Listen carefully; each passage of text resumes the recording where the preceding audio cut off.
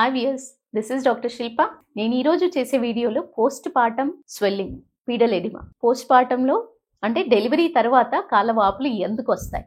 ముందు అంతా Venus compression అని అన్నారు. అంటే ఇంతకు ముందు నేను చెప్పిన వీడియోలో మామూలుగా అయితే ప్రెగ్నెన్సీ టైంలో అంటే ఓకే మేడం, గర్భసంచి వల్ల వస్తోంది వాపులు అని అన్నారు. మరి డెలివరీ అయిపోయిన తర్వాత ఎందుకు మేడం వాపులు వస్తున్నాయి? నాకు అసలు ఇంతకు ముందు ప్రెగ్నెన్సీ టైంలోనే వాపులు లేవు, కొంతమందికి తర్వాత డెవలప్ అవుతాయి. ఎందుకని?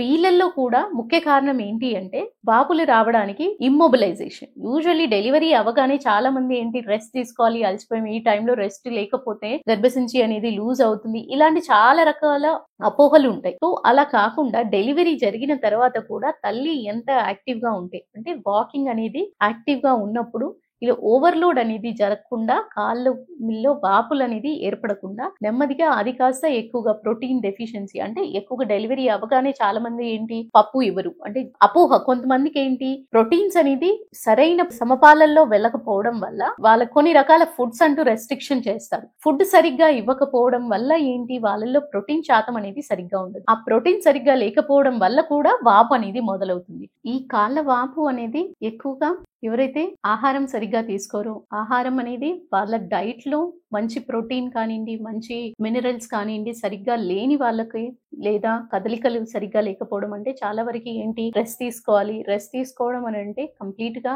ఎటు కదలకుండా పడుకునే ఉండడము, లేదా స్టిచెస్ లో చీమ్ పడుతుంది అని కొన్ని రకాల ఆహారం ఇవ్వకపోవడం, ఇవన్నీ మల్టిపుల్ కారణాల వల్ల కాళ్ళ వాపులు అనేది డెలివరీ తర్వాత కూడా మొదలవుతాయి. సో వీళ్ళకి నేను మొదటగా చెప్పదలుచుకునేది ఏంటి అంటే, డెలివరీ అవగానే వెంటనే మీరు మీ యాక్టివిటీస్, రెగ్యులర్ రొటీన్ యాక్టివిటీస్ లోకి వెళ్ళి, రెస్ట్రిక్షన్స్ అంటూ ఉంటాయి, ఇవి ఎలాంటి ఎక్సర్సైజెస్, ఎలాంటి యాక్టివిటీస్ చేయకుండా ఉండాలి అనేది తెలుసుకొని నార్మల్ వాకింగ్ కానివ్వండి, బ్రీతింగ్ ఎక్సర్సైజెస్ కానివ్వండి, ఇవి చేసుకుంటూ మంచి ఆహారం తీసుకుంటూ ఉన్నట్టయితే హీల్ అవుతుందా లేదా, దానికి సరిపడా జాగ్రత్తలు, స్టిచెస్ కి సరిపడా జాగ్రత్తలు హైజీన్ వైజ్ మెయింటైన్ చేసుకుంటూ ఉన్నట్టయితే చాలా వరకు వాపులు మళ్ళీ రాకుండా ఉంచగలుగుతారు. ఒకవేళ వచ్చినా మీరు చేసే యాక్టివిటీస్ తో తగ్గించగలుగుతారు. సో డైట్ లో కూడా మార్పులు ఎంతవరకు అవసరం అనేది తెలుసుకొని దాని ప్రకారంగా మీరు జాగ్రత్తలు తీసుకోవాలని ఆశిస్తున్నాను. Thank you. నమస్తే.